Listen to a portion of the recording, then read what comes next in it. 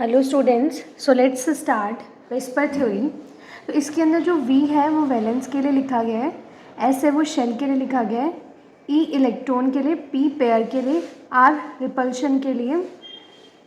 सो valence shell electron pair repulsion theory, ये theory कहती है कि जब भी दो एटम्स बॉन्ड फॉर्मेशन में पार्टिसिपेट कर रहे हैं, लाइक ये एक एटम है, ठीक है, ये दूसरा एटम है, तो उनके जो आउटर मोस्ट शेल में जितने भी इलेक्ट्रॉन है ना, वो एक दूसरे को क्या करते हैं, they repel each other. So the basic motive of this theory is to explain the molecule, covalent molecule structure, जो भी कोवलेंट मॉलिक्यूल उनकी स्ट्रक्चर होगी, शेप होगी, उनको एक्सप्लेन करना ये थ्योरी हमें बताएगी। और on the basis of the repulsion which is there in the outermost shell of the atom. सो अब हम इसके पॉस्टुलेट्स के बारे में डिस्कस करते हैं। तो नंबर 1 पॉस्टुलेट क्या है कि जो शेप है किसी भी मॉलिक्यूल की वो डिसाइड होती है उसके वैलेंस शेल में कितने इलेक्ट्रॉन प्रेजेंट हैं, ठीक है। The shape of the molecule will be decided by the number of valence shell electron around the central metal atom. Like हमने एग्जांपल लिए BeCl2, तो इसमें जो Be है वो क्या है, सेंट्रल एटम रहेगा, और यहाँ पे Cl2 इसके साथ बॉन्ड फॉर्मेशन में पार्टिसिपेट करेंगे। तो BeCl2 के अंदर यहाँ पे जो बेरिलियम है उसके आउटरमोस्ट शेल में कितने इलेक्ट्रॉन है, 2, ठीक है। तो इसमें कितने बॉन्ड पेयर है students, here it is having 2 bond pair, क्योंकि ये देखिए ये बॉन्ड पेयर है। एक बॉन्ड पेयर बनने के लिए 2 इलेक्ट्रॉन्स की रिक्वायरमेंट होती है, ठीक है। और यहाँ पर कितने इलेक्ट्रॉन्स रिक्वायर्ड है 2 बॉन्ड पेयर बनाने के लिए, yes 4 electrons are required over here in order to make 2 bond pair. और यहाँ पे लोन पेयर क्या होते हैं, जो इलेक्ट्रॉन फ्री है, तो यहाँ पे कोई लोन पेयर नहीं है, लोन पेयर कितना हो जाएगा 0, एंड बॉन्ड पेयर कितने हो जाएंगे यहाँ पे 2।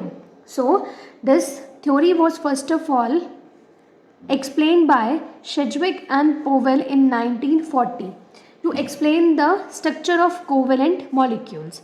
Covalent molecules की structure, क्योंकि जो Lewis dot structure थे उससे इतनी explain नहीं हो पा रही थी properly, इसलिए वैलेंस बॉन्ड थ्योरी का बात की गई। Like if we would take the example of water, water का मॉलिक्यूल कैसा है, ऑक्सीजन सेंट्रल एटम है, साथ में क्या है, हाइड्रोजन है, लेकिन यहाँ पर क्या है, प्रेजेंस ऑफ लोन पेयर रहते हैं। स्टूडेंट्स यहाँ पे कितने लोन पेयर हैं, here there are 2 lone pair, oxygen के ऊपर ऐसे 2 लोन पेयर हैं। देखिए जब लोन पेयर प्रेजेंट होंगे किसी भी जो एक एटम, सेंट्रल एटम है उसके चारों तरफ, तो वहाँ पर क्या होगी, रिपल्शन होगी, क्योंकि लोन पेयर हमेशा क्या रहते हैं, एक जगह पे प्लेस्ड रहते हैं, ओनली एट वन प्लेस, एक प्लेस पे होने की वजह से ये जो लोन पेयर ऑफ इलेक्ट्रॉन है एक दूसरे को रिपेल करते हैं। तो रिपेल करने से जो शेप इनकी ओरिजिनली होनी चाहिए वो नहीं होती, इसकी वजह से इनकी शेप में क्या आ जाता है, डिस्टॉर्शन आ जाता है, ठीक है। अब जो यहाँ पे वाटर है, तो यहाँ पे वाटर में क्या है, ये लोन पेयर एक दूसरे को रिपेल करेंगे, इवन ये लोन पेयर बॉन्ड पेयर को भी रिपेल करेंगे, तो इसकी वजह से इसकी शेप ऐसी नहीं होगी, ठीक है। तो उनकी जो शेप है वो हमें डिस्कस करनी है कि क्या रहने वाली है due to the presence of lone pair.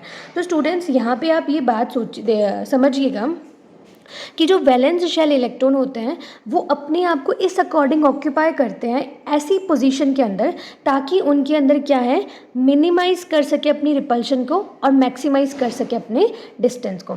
जैसे यहाँ पे आउटर मोस्ट शेल में जितने इलेक्ट्रॉन हैं, लाइक चार्जेस तो आपको पता है हमेशा रिपेल करेंगे, तो ये जो लाइक चार्जेस है, नेगेटिव चार्जेस, ये एक दूसरे को इस अकॉर्डिंग प्लेस कर देंगे कि इनके बीच में जो रिपल्शन तो है वो क्या हो जाए, कम, और डिस्टेंस क्या हो जाए, ज़्यादा हो जाए, ठीक है। ये सेकंड पोस्टुलेट हो गया। Third postulate very very IMP, ये पोस्टुलेट क्या बताते हैं स्टूडेंट्स कि जो लोन पेयर ऑफ इलेक्ट्रॉन है वो क्या है, एक सेंट्रल मेटल के ऊपर हमेशा क्या रहता है, लोकलाइज्ड रहता है। अब जैसे ये सेंट्रल मेटल एटम है, ठीक है, तो यहाँ पे ये किसी के साथ बॉन्ड फॉर्मेशन में पार्टिसिपेट करता है, तो ये जो बॉन्ड पेयर है, ये बॉन्ड पेयर तो क्या रहेंगे, हमेशा एक जगह पर लोकलाइज रहेंगे।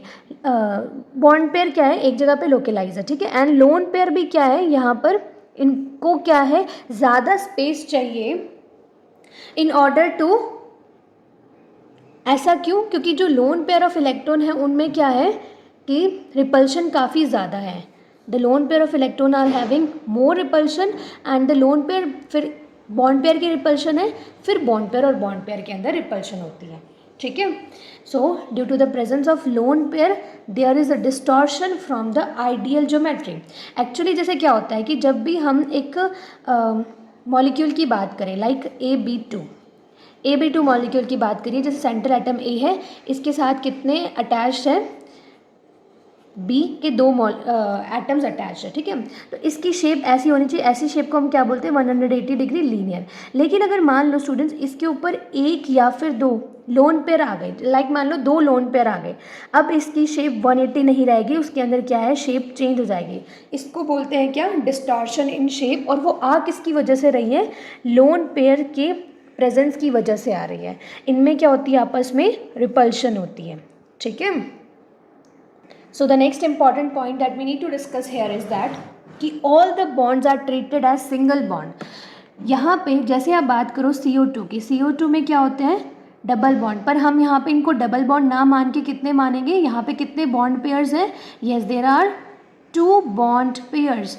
2 बॉन्ड पेयर्स मतलब यहाँ पे जो सिग्मा बॉन्ड है ना, हमेशा जो फर्स्ट बॉन्ड बनता है वो सिग्मा बनता है, दूसरा पाई बनता है। पाई बॉन्ड को कंसीडर नहीं करना, सिर्फ सिग्मा बॉन्ड को कंसीडर करना होता है, okay.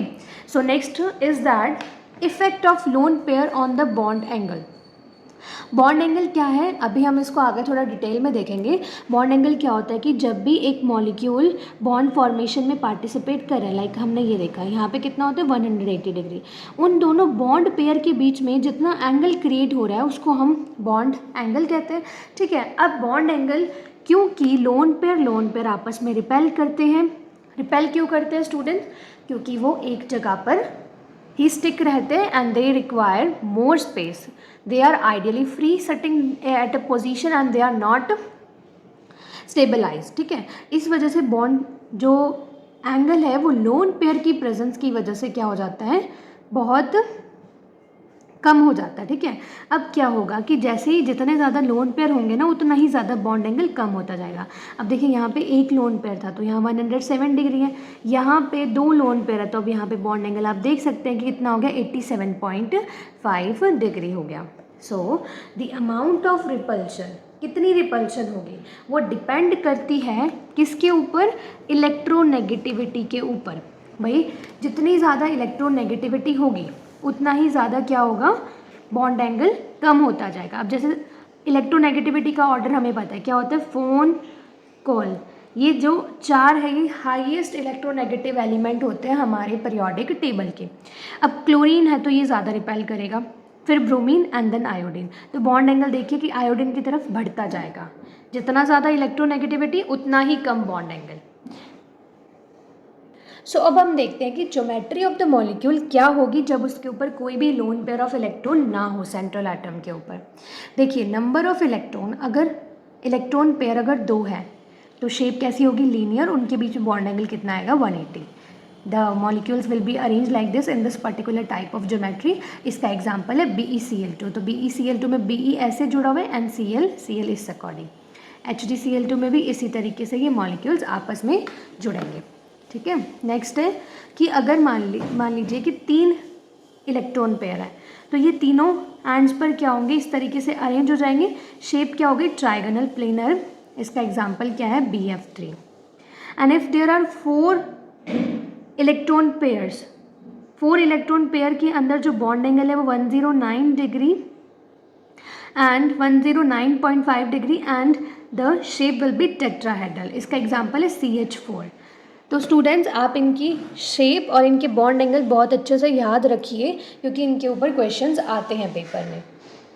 If the bond angle is, if the number of electron pair are 5, so the bond angle is 90 degree and 120 degree and the shape is trigonal bipyramidal, and if there are 6, so the shape will be octahedral and the bond angle is 90 degree। और इनकी हमें यहाँ पर क्या दे रखी है, SF6। आप यहाँ पे देख भी सकते हैं स्टूडेंट्स एग्जाम्पल लेके, SF6 में जैसे देखिए सेंट्रल मेटल एटम क्या होगा, आपको सबसे पहले सेंट्रल मेटल एटम पहचानना होता है।